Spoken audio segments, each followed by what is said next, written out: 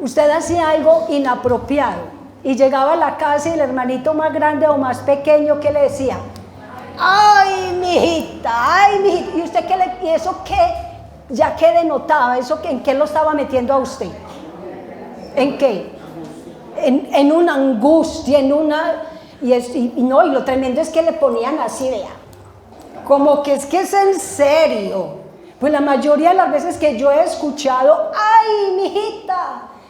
¡Ay, mijita! Como que eso le ponen acento, es que esto es en serio. Y en la Biblia hay unos ayes, y el Señor Jesús también los usaba, pero hoy vamos a hablar de esos ayes que encontramos en el libro de Isaías. Y yo lo invito, si usted tiene ahí, yo voy a estar compartiendo en una Valera, porque ahí donde encontré más diciente el ay.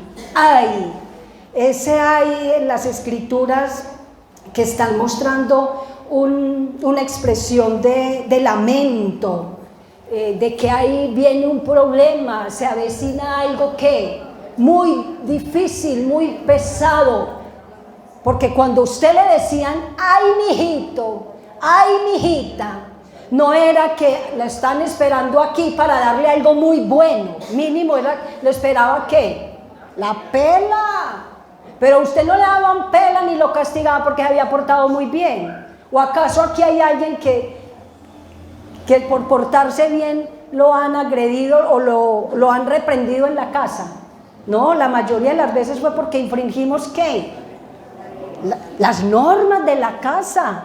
Y eso estaba pasando con el pueblo. Isaías, un profeta de Dios, un buen hombre, apartado para Dios, fue usado para llevarle el mensaje ¿a quién? Al pueblo de Dios. Y nosotros somos pueblo de Dios. Entonces vamos a ver qué nos dice hoy. Y vamos a ir leyendo esos ay. A ver si nos vamos identificando, que pronto estemos ahí con un ay que hay que prestarle atención. Y dice así Isaías 5:8. Ay de los que juntan casa a casa y añaden heredad a la heredad hasta ocuparlo todo. ¿Habitarán ustedes solos en medio de la tierra? Ay de esos que atesoran. Ay de esos que son como sanguijuela, que chupan y nunca se sacían. Ay de esos que buscan cómo acumular sin importar a quién se lleven por delante. Ay de esos que creen que solo ellos van a vivir en la tierra y que todo lo necesitan para ellos, todo para mí, y si queda un poquito pues también.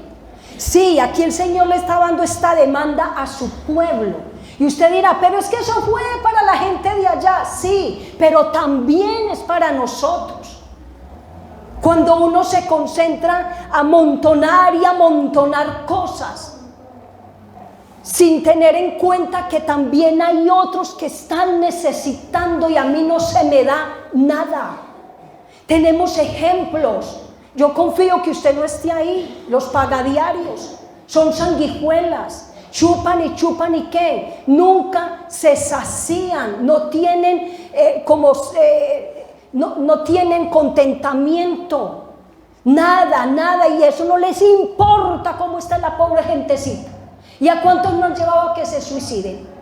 ¿A cuántos no han llevado a que se tengan que cambiar de barrio? ¿A cuántos no los han llevado a una condición psicológica deplorable y están en un psiquiátrico? Porque se han dedicado ¿a qué? A atesorar, a expropiar, a quitar. Ay de esos que no piensan sino en su necesidad, lo que yo necesito, lo que es importante para mí, pero no me importan los que están alrededor. Como dice ahí, como si solamente ellos vivieran en la tierra. ¿Qué estamos haciendo nosotros? Como si nosotros solamente fuéramos los que habitamos o los que tenemos una necesidad. Y que eso lo volvemos ya es como una avaricia, como un desenfreno, porque yo tengo que tener esto y lo otro sin importar qué le pueda pasar a mi semejante. sin importar qué le pueda estar pasando a mi prójimo. Y vamos allá al 11, siga bajando al 11.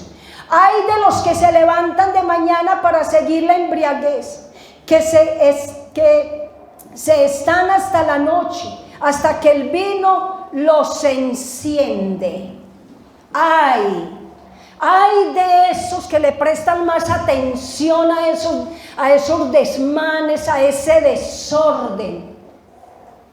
¿Cuántas veces no hemos visto personas, usted los ha visto, yo los he visto, personas en un desenfreno, en un desmán, personas que pasan toda la noche, de pronto muchos salieron de ahí, el Señor los sacó de ahí, pero el Señor está diciendo, no se llenen, no se embriaguen con vino, en lo cual hay disolución, más bien sean llenos de mi Santo Espíritu.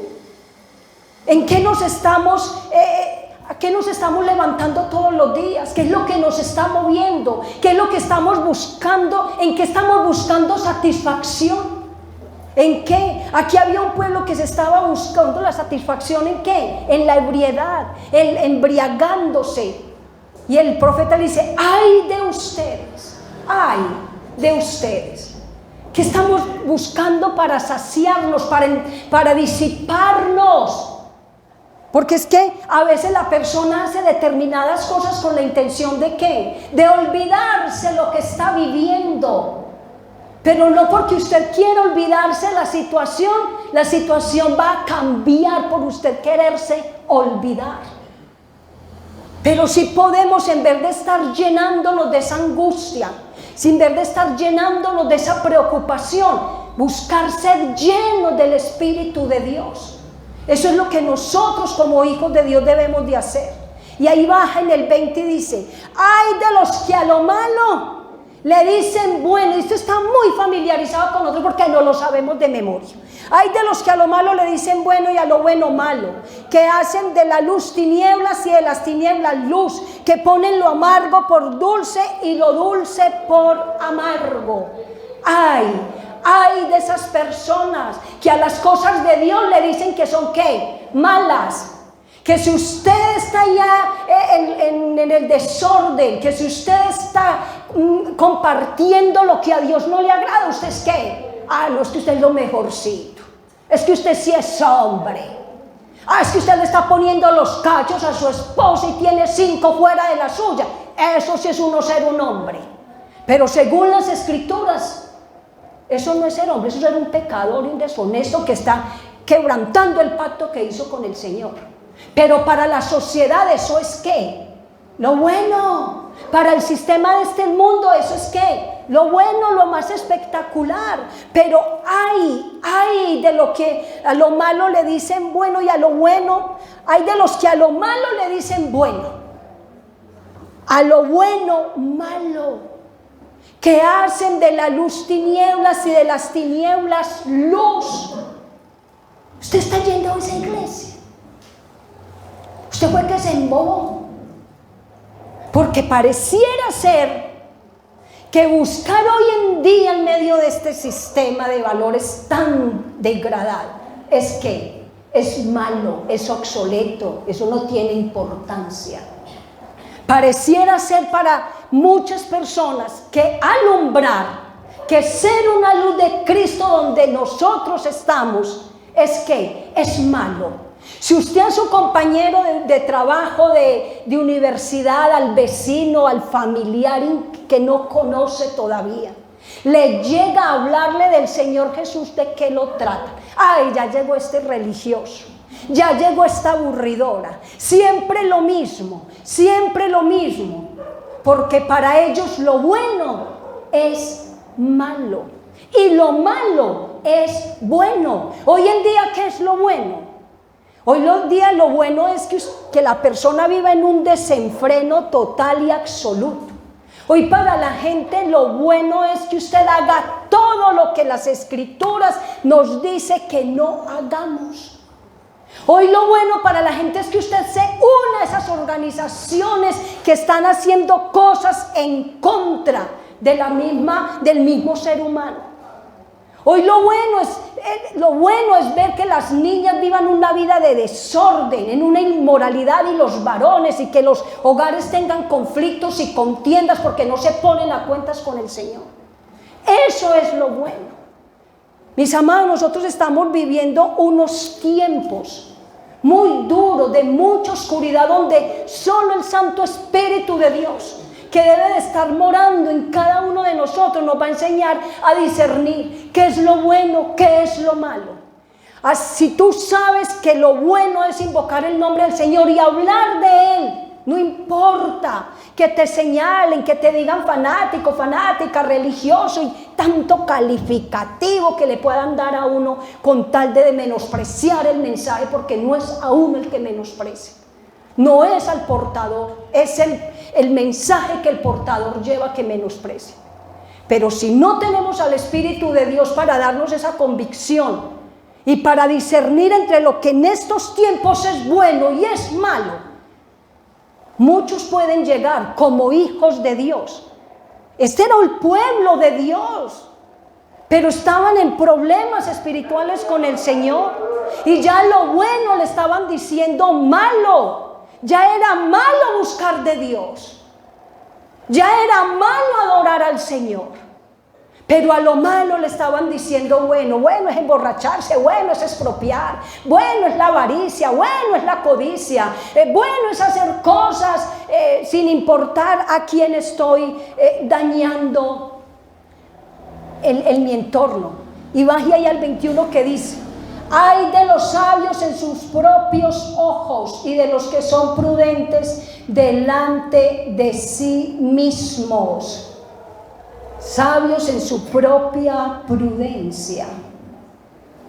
Sabios para ellos hacer lo que creen que deben de hacer. Y son prudentes delante de sí. No, es que yo no le hago mal a nadie. Es que yo los fines de año patrocino un niño. Yo los fines de año doy un regalito para los niños más necesitados. Se ponen límites para vivir. Se ponen límites creyendo que de cierta forma está viviendo bien. Pero que ante Dios, que más adelantico lo vamos a ver, son personas que ellas mismas se ven como bien. Hay de los que son valientes para beber vino y hombres fuertes para mezclar bebida. Gente que fue en el mundo fueron muy valientes para hacer muchas cosas. Parrandeaban toda la noche y al otro día estaban a las 6 a.m. en la empresa marcando tarjeta. Y llegan al Evangelio y llegan a la luz, y yo no sé por qué sufren una metamorfosis tan impresionante. Ya es que no son capaces de llegar al culto, que porque no durmieron sino 5 horas. ¿Y cuántas se dormían cuando pasaban toda la noche farreando? Ni una. Y eso dice, uno iba donde hubiera que ir. Si el Señor lo sacó de ese trasfondo de que había que ir por allá a pagar una novena arrodillado, y yo no sé cómo la persona lo hacía. ¿Y por qué cuando llegamos al Señor ponemos tanta excusa y ya no somos esos valientes? ¿Y por qué usted decía, usted hablaba y defendía sus conceptos, sus ideales, lo que a usted le parecía, lo que usted creía que tenía que ser así? Pero se llega al Señor, entonces ya esa valentía no. Cuando los que arrebatamos el reino de los cielos son los valientes, porque el reino de los cielos sufre ¿qué? Sufre violencia. Y cuando también por allá en Apocalipsis dice el Señor que ni los afeminados, ni los idólatras, ni los avaros, una cantidad de lista, pero dice que ni los cobardes entran al reino de los cielos. Entonces, ¿por qué nos tenemos que acobardar ahora? que estamos con el Señor y sacar tantas excusas para no permanecer, para no hacer lo que el Señor nos está diciendo que hagamos. Y seguimos ahí. Vamos para el 10, pase otro poquito. Y ya vamos a llegar en ese ay donde tenemos que temblar.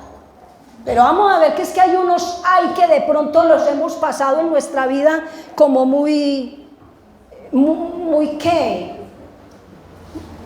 Sin mucha importancia.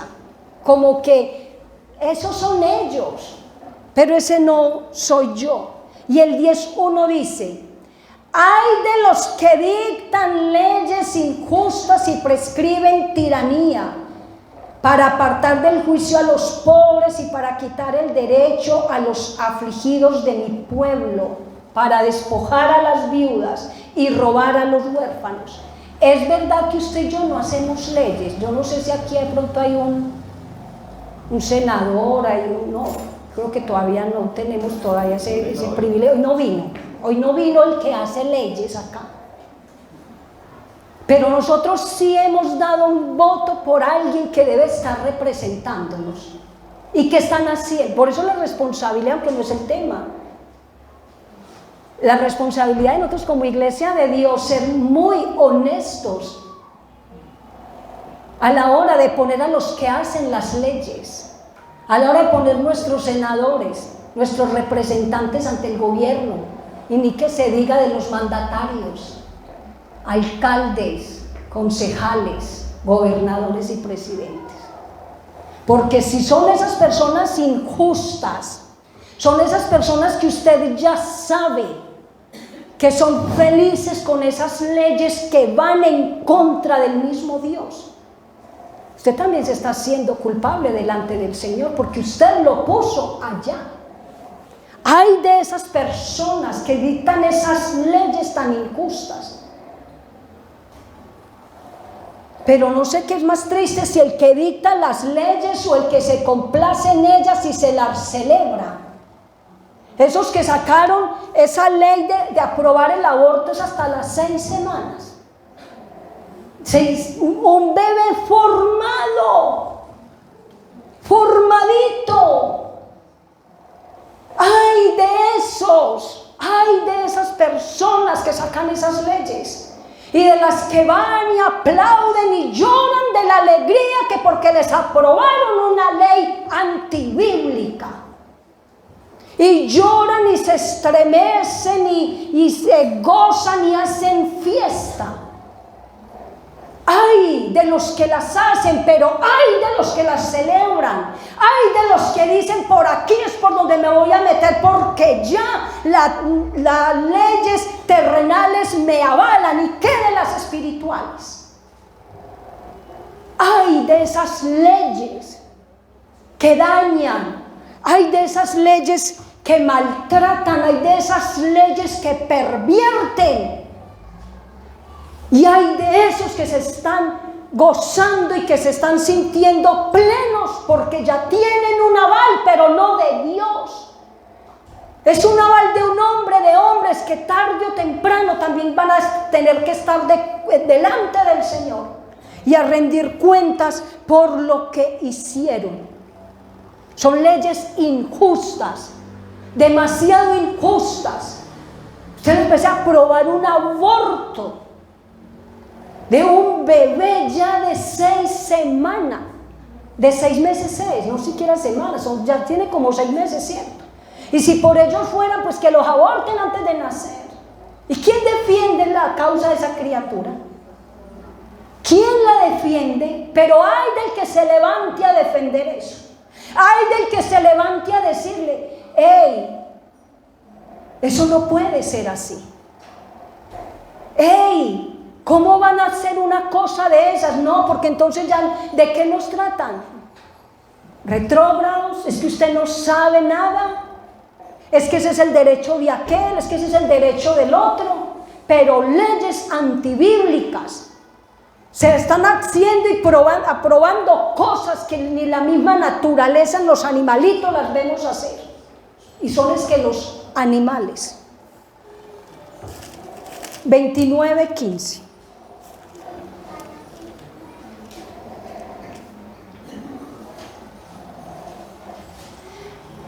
Preste mucha atención a este. Hay de los que se esconden de Jehová, encubriendo el consejo y sus obras están en tinieblas y dicen: ¿quién nos ve y quién nos conoce? Usted sabe que el primer hombre que se escondió de Dios fue ¿quién? Adán. El primer fruto de la creación de Dios. Dios lo formó. Usted lee en las escrituras que Dios cogió del barro y le dio forma y sopló de su aliento de vida sobre Adán. ¿Y Adán por qué se escondió? Tenía miedo. Y tiene que salir Dios a decirle a Adán: hey Adán, es que usted escondiéndose de mí no va a encontrar solución para la embarrada que acaba de meter. Usted escondiéndose y tapado con esas hojitas de higuera, usted no va a llegar a ninguna parte, Adán. Salga de ahí. Y el Señor es muy lindo porque le dice: Adán, ¿dónde estás? Sería que el Señor no sabía. Claro, pero necesitaba que Adán fuera él mismo confrontado con lo que había hecho y dijera: aquí estoy, Señor. Tuve miedo de ti, me escondí. Porque a veces creemos que si evitamos a Dios, que si no pensamos en lo que hicimos, que sabemos que está mal delante de Dios, hasta ahí va a llegar el Señor. Otro que quiso huir de la presencia del Señor fue ¿quién? Jonás. Jonás, el Señor lo llama a que llevar un mensaje de arrepentimiento a una nación de Nínive. Haga cuenta que Jonás estaba en Sabaneta y tenía que ir al sur, ¿cierto? Pero él no hace eso. No, él se va para la costa norte porque yo no voy a ir a darle ese mensaje. Y dice que huía ¿de quién? Del Señor. Porque para los israelitas ellos tenían la idea de que Dios estaba en Israel, pero que vivía en Jerusalén porque tenían el templo. Entonces, ¿qué dijo Jonás? No, pues yo me voy para otro lugar, me voy bien lejos y me salgo de los límites de donde Dios me puede ver. Entonces ahora de pronto no estamos huyendo a ningún pueblo, a ninguna ciudad a escondernos de Dios, pero no queremos enfrentar lo que estamos viviendo, porque creemos que de esa manera el Señor se va a desentender, o que de esa manera el Señor va a pasar por alto lo que nosotros estamos haciendo. Y si usted va al Salmo 139, ahí hay un relato muy bonito, y nada más y nada menos que está hablando el rey David acerca de la omnipresencia de Dios. Ahí está el rey David hablando. Y sabemos quién era el rey David. Sabemos que el rey David fue ese rey conforme al corazón de Dios. Pero también la embarró, también hizo cosas que no tenía que hacer, creyendo que Dios no lo veía. Pero Dios siempre nos ve. Y dice el 7, ¿a dónde me iré de tu espíritu? ¿Y a dónde huiré de tu presencia? Si subiera a los cielos, allí estás tú. Y si en el Seol hiciera mi estrado, he aquí, allí tú estás. Si tomare las alas del alba y habitar en el extremo del mar, aún allí me guiará tu mano y me asirá tu diestra. Si dijese, ciertamente las tinieblas me encubrirán, aún la noche resplandecerá alrededor de mí. Es inútil tratar de escondernos del Señor, ignorando lo que estamos viviendo. Y David habla con toda autoridad este salmo inspirado por el Señor, porque David hizo una cosa, y es que, ¿se acuerdan cuando mandó a matar a Urías? le da la cartita a él mismo para que cuando llegara ya la guerra lo dejaran abandonado y lo asesinaran para encubrir su pecado, porque él se había tenido un romance con la mujer de este hombre y pensó que nadie lo iba a ver, pero se le olvidó que el soberano, el que lo llamó, el que lo apartó para él, lo estaba viendo. ¿Qué estás haciendo que crees que porque lo estás ignorando? Porque te bloqueas la mente y dices, no pienso en eso, no pienso en eso, yo no voy a pensar en eso. El Señor no lo está viendo. Porque aquí ser cristianos en este ambiente es tan fácil y es tan bueno. Y aquí todos nos mostramos como creyentes, como hijos de Dios. ¿Y qué cuando los hermanos no nos están viendo? ¿Y qué cuando la autoridad espiritual no nos está viendo? Pero nos está viendo el gran yo soy. Sus ojos están fijos sobre su creación. El problema es cuando nos comportamos para agradar al semejante y que nos preocupamos porque el pastor me está viendo, el líder me está viendo. Entonces, cuando estoy en un lugar que me expongo a ser visto, a ser reconocido, nos comportamos como el ungido, el Santísimo. Pero porque hay alguien terrenal que pareciera ser más importante su apreciación que la que Dios pueda tener de mí. Viendo a veces cosas como si Dios no nos viera, escuchando, hablando y sintiendo cosas como si Dios no nos viera, cuando no hay quien se pueda ocultar de la presencia del Señor. Pero ay de esas personas, pero ay del que se está lucrando de la necesidad del hermano, pero ay de aquel que aplaude esas leyes corruptas, pero ay de aquel que tiene sus propios límites, pero ay de aquel que se compara con uno más malo que él.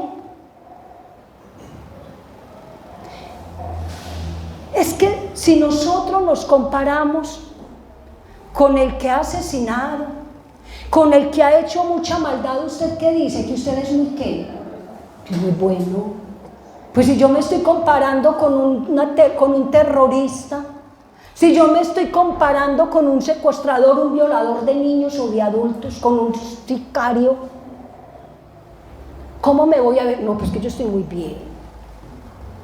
Pero esa es mi comparación con un terrenal, con un semejante. Vamos a ver ahí en Isaías 6:1, ese ay de Isaías que es el que debe de estar en cada uno de nosotros. Ese ay de qué terror, ay lo que me va a pasar, ay qué es eso tan impresionante. Isaías ya estaba aquí, no está en orden cronológico el llamamiento a Isaías que el Señor le hizo, porque desde el 1 viene haciéndole llamado al pueblo, pero aquí en el 6 es donde registra, y aquí es donde quiero que le prestemos harta atención, y dice en el 6:1: y en el año que murió el rey Uzías, vi yo al Señor sentado sobre un trono alto y sublime, y sus faldas llenaban el templo. Por encima de él había serafines, cada uno tenía 6 alas, con 2 cubrían sus rostros, con 2 cubrían sus pies y con 2 volaban. Y el uno al otro daban voces diciendo: Santo, Santo, Santo Jehová de los ejércitos. Toda la tierra está llena de su gloria. Y los quiciales de las puertas se estremecieron con la voz del que clamaba, y la casa se llenó de humo. Entonces dije: ¡ay! Diga: ¡ay! ¡Ay de mí, que soy muerto! Porque siendo hombre inmundo de labios y habitando en medio de pueblo que tiene labios inmundos, han visto mis ojos al Rey Jehová de los ejércitos. Isaías era un hombre bueno, amaba a Dios. Pero no fue hasta que Isaías estuvo delante de la presencia, de la grandeza, de la majestuosidad del Señor, que se dio cuenta de su maldad, de él y del pueblo. Nosotros no nos vamos a dar cuenta de lo mal que estamos con el Señor si nos comparamos con aquel, con aquella. Es cuando entramos delante del Señor y nos exponemos delante de su santidad y podemos reconocer cuál es nuestra verdadera condición. Pero a veces los afanes, a veces las justificaciones, no es que yo no cambio por esto y por lo otro, no nos dejan entrar.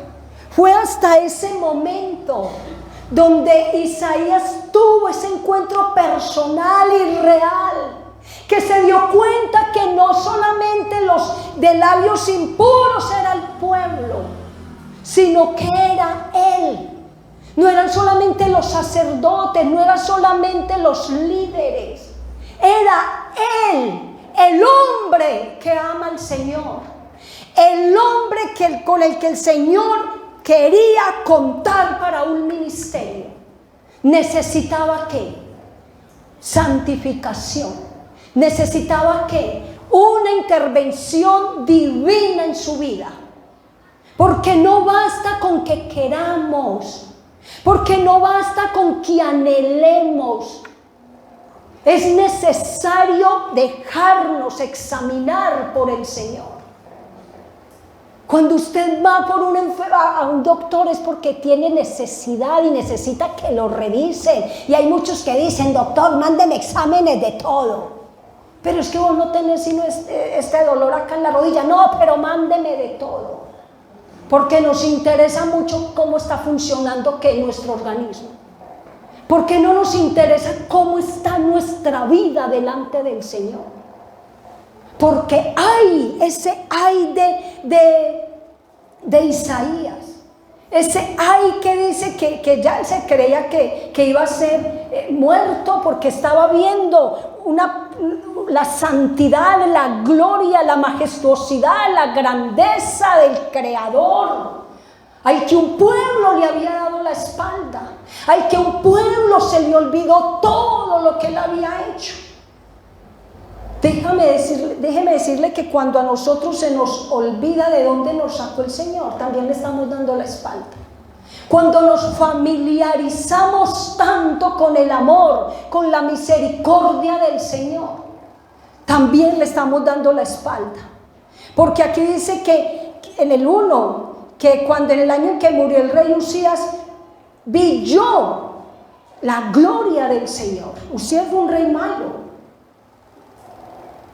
No sé qué estás viendo tú en tu vida, que no estás viendo del Señor.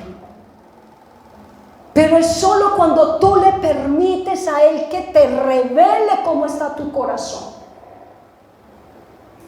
Es exponernos: Señor, aquí estoy, ¿cómo estoy delante de ti? ¿Por qué estoy haciendo lo que hago? ¿Por qué escucho lo que escucho? Pero el Señor es muy lindo. Porque Isaías se creía muerto, indigno. Isaías lo único que creía en ese momento era que iba a ser víctima de la justicia de Dios, víctima del juicio de Dios, porque reconoció que había pecado en él. Pero en el 6 dice: y voló hacia mí uno de los serafines, teniendo en su mano un carbón encendido, tomado del altar con unas tenazas, y tocando con él sobre mi boca, dijo: he aquí que esto toca tus labios y es quitada tu culpa y limpio tu pecado. O sea, mire el Señor tan lindo. Cuando el Señor te está hablando, cuando el Señor te está diciendo pilas con lo que estás haciendo, cuando el Señor te está redarguyendo, prestémosle atención. Porque el Señor no te dice que estás fallando en esto, que estás fallando en lo otro, para destruirnos. No. Él no se le reveló a Isaías para decirle: sí, te voy a calcinar aquí mismo, porque tú mismo sabes que estás obrando mal, que no has hecho bien, Isaías. No. Dice que le purificó sus labios. Con el Señor siempre hay esperanza. No importa lo que estés viviendo, no importa lo que hayas hecho, no importa que en tu mente te digan: eres indigno, no mereces el perdón, esto no es para ti, caminar con el Señor no es lo tuyo, mira esa vida en desorden que tienes. No, hay esperanza. Mientras haya vida hay esperanza. Es que el Señor no se nos revela con la intención de acabarnos, de destruirnos. No, ¿a qué vino Cristo? ¿A salvar qué? Lo perdido. Elías se sentía perdido, se sentía indigno, que no había esperanza. Pero el Señor, purificándole los labios, le dice: sí, Elías, hay esperanza. Para ti, para mí, todos los días hay esperanza. Pero ¿qué estamos haciendo en respuesta a esa esperanza que el Señor nos da? Nos estamos desentendiendo, haciéndolo de los oídos sordos. Esto no es conmigo, el Señor es bueno, el Señor me espera. No, mis amados, si hoy escuchan la voz del Señor, no endurezcamos nuestro corazón. Es hoy el día de prestarle atención, y el Señor lo toca, lo restaura, lo purifica, lo acepta, le da esa manifestación. Isaías, aquí estoy, yo soy el Dios, el soberano, contra el que tú has pecado, contra el que tú te has levantado, pero aquí vengo para restaurarte, pero aquí estoy levantándote porque cuento contigo, Isaías. Cuento contigo en medio de un pueblo que vive a espaldas mías, que se le olvidó todo lo que he hecho por él. Para eso se nos aparece el Señor. El Señor no nos visitó para que sigamos viviendo en un desorden, en un desenfreno, en una apatía, en una indiferencia. Pero eso no fue solamente para Isaías, para nosotros también. Porque es cuando el Señor lo purifica, es cuando el Señor le extiende su perdón, es cuando el Señor le extiende su restauración, que el Señor le dice, y en el 7 dice: tocando con él sobre mi boca, dijo: he aquí que esto tocó tus labios y es quitado tu culpa y limpio tu pecado. El Señor lo limpió, el Señor lo purificó. Y después de Elías haber estado quebrantado delante de la presencia del Señor, haber reconocido su maldad, haber reconocido que la estaba embarrando, que no se estaba comportando de la mejor manera, aunque a él hasta ese momento le parecía que era muy justo delante del Señor, cuando justo no hay uno sino uno, y ese es nuestro Señor Jesucristo. Mientras él creía que iba caminando bien, fue hasta que tuvo ese encuentro con el Señor. Pero después de restaurado, purificado, donde el Señor le dice: después oí la voz del Señor que decía: ¿a quién enviaré? ¿Y quién irá por nosotros? El Señor está buscando. El Señor necesita obreros. El Señor necesita un pueblo santo. El Señor necesita de un pueblo que hagamos la obra. Pero a veces no la hacemos, que porque no hemos puesto en orden muchas cosas en nuestra vida. Pero hoy es el día para que la pongamos en orden. El Señor se le manifiesta. Elías es sensible a esa manifestación. Isaías se quebranta. Isaías recibe la restauración y puede escuchar que el Señor cuenta con él y que lo necesita. ¿Tú has podido escuchar ya la voz del Señor? ¿Para qué cuenta el Señor contigo? ¿Sabe que nos dejó una gran comisión? Ir y predicar el Evangelio. Hacer discípulos, no para nosotros, no para una denominación, sino para Él. Y enseñándoles que guarden la palabra. Pero si estamos en un desorden, en un desenfreno, en una apatía, en una religiosidad, haciendo las cosas porque creo que eso es lo que tengo que hacer, pero no con una convicción de quién es el eterno, de quién es el grande, a quién me le debo, a quién le sirvo, quién me rescató, qué precio pagó tan grande en una cruz por mí. Yo voy a seguir apático, indiferente, como esto no es conmigo. Pero el Señor quiere restaurar nuestras vidas. El Señor cuenta con nosotros. Y ahí fue donde Isaías, un profeta grande, delante del Señor, pudo cumplir el propósito del Señor. ¿Quiere servirle al Señor? ¿Quién quiere aquí servirle al Señor? Tranquilo que servir al Señor no es pararse acá. No. Al Señor se le sirve siendo fiel en lo poco. Al Señor se le sirve testificando, honrándolo, llevándolo donde quiera que tú y yo podamos ir. ¿Quieres ser ese instrumento del Señor? Porque antes sí queríamos ser instrumentos para otros. ¿Y por qué no para nuestro Señor? Y si a lo mejor estás frenado porque sabes que hay cosas que no están funcionando bien en tu vida, pues hoy está el Señor Jesucristo para decirnos que hay esperanza, que la tenemos todo. Vengan luego, dice el Señor, y estemos a cuentas. Así es que hay que hacer. Porque si nuestros pecados fueran como la grana, como la nieve, serán emblanquecidos. Si fueran rojos como el carmesí, vendrían a ser como blanca lana. Como hijos tenemos que exponernos todos los días delante del Señor, y hay esperanza. Yo no sé cuántos puedan haber en esta mañana. ¿Cuántos usted pueda estar observando en su vida con su comportamiento, con su modo de actuar? Pero hay del que se vaya de aquí sin ponerse a cuentas con el Señor. Hay del que menosprecie la voz del Eterno. Ay del que está sentado ahí religiosamente, cumpliéndole al hombre, pero no cumpliéndole al que lo está llamando en esta mañana. Ay del que cree que el Señor puede ser burlado. Ay del que cree que un día no va a tener que estar compareciendo delante de Él. Ay del que cree que como se ha burlado aquí de las leyes, de las autoridades, del esposo, de la esposa, de los hijos, se puede seguir burlando delante del Eterno.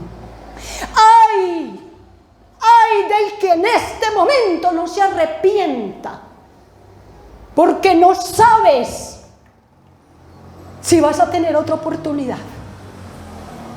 Ay del que está menospreciando cómo el Señor lo está trayendo a él.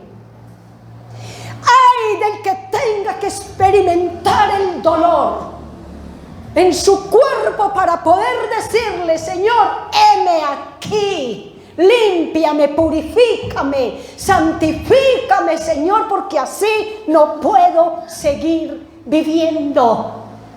Porque hay unos ayes que nos preocupan más que ese ay de mí, pecador, ayúdame, Señor. Porque nos preocupa más lo terrenal, este plano que un día tarde o temprano tenemos que abandonar. Lo tenemos que abandonar. Por más que nos aferremos, por más promesas que se le hagan al Señor. ¿Sabe que hoy, hace 6 meses, yo estaba despidiendo a mi hijo en una UCI? haciendo una oración con Él para que Él se desprendiera de su apego a esta vida y pudiera irse con el que realmente es la vida. Porque a veces vivimos aquí como que nunca vamos a tener que enfrentar más allá. Pero hoy es el día, mis amados, hoy es el día, vean. Cuando uno da un mensaje aquí, eso no es por las emociones. Cuando alguien se para aquí, los pastores, un líder con un mensaje, es porque él sale del corazón del Señor.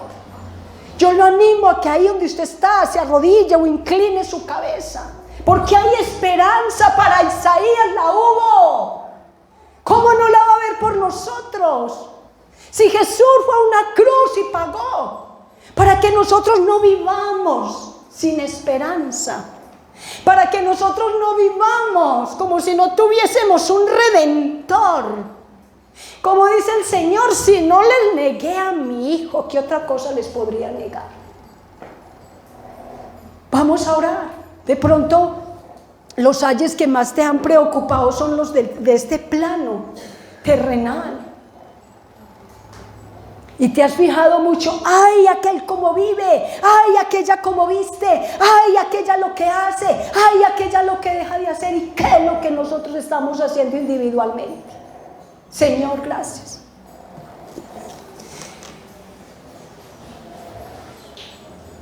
Si tú crees que el Señor es real y que este mensaje lo ha traído Él, pues que hoy sea esa mañana decir, Señor, aquí estoy. Dile, Señor, yo me expongo delante de ti. ¿Cómo me estás viendo tú, mi Señor y mi Rey? Yo me veo muy bien. Dile al Señor, ¿cómo te ves tú? ¿Qué condición, en qué condición te has sentido que estás? ¿Cómo te has sentido? ¿Cómo te has visto? De pronto ante el que hace una maldad muy notoria que se viraliza en las redes sociales, comparado con tu pereza, comparado con tu indiferencia a Él, con tu falta de entrega, con tu falta de santidad, con tu falta de honra. No, estás de pronto viendo más grande el pecado de aquel porque se viralizó, porque se hizo notorio. Pero ¿qué del pecado que hay dentro? Esa falta de perdón. Señor, dile, Señor, acá estoy. Yo hoy humillo mi corazón delante de ti. Señor, mira, acá estamos. Somos tu pueblo, Señor y Dios. Y nosotros necesitamos que tú intervengas, Señor y Dios de la gloria. Pero tú necesitas, Señor, que nosotros reconozcamos, Señor y Dios, nuestra necesidad, nuestra condición, Santo de Israel. Dile ahí al Señor cuál es tu condición. Reconoce que tú como Elías, como Isaías, lo necesitas a Él, su toque, su restauración. Que lo que tú necesitas para vivir esa vida que Él quiere que vivas es Él. Dile, Señor, límpiame. Dile, Señor, purifícame. Dile, Señor, quebranta estas fortalezas. Dile, Señor, ya no quiero seguir viviendo a espaldas tuyas, pretendiendo, Señor, que nada está mal en mi vida. Padre, cuando tengo una vida en desorden, Señor, cuando llevo pensamientos, Señor, que no son los acordes a ti, mi Rey, dile, Señor, límpiame. Señor, perdóname. Señor Jesús, tú viniste por el enfermo, no por el sano. Dile, Señor, estoy enferma, Señor. Y la cura que yo necesito no es huir, no es negar mi enfermedad, Señor. Lo que yo necesito es tu toque. Dile, tócame, Señor. Solo tú puedes transformarme, Señor, cambiarme. Dile, Señor, haz de mí esa persona que tú quieres que yo sea. Yo te necesito, Señor. Yo te necesito. Ayúdame cada día a ponerme delante de ti, a permitir que tú me muestres cuál es mi condición. Que yo no me compare como vive el hermano, la hermana fulano, Señor. No. Que yo te permita día a día que tú me muestres cómo soy yo realmente. No cómo me ven semejante, cómo me ves tú como padre, cómo mi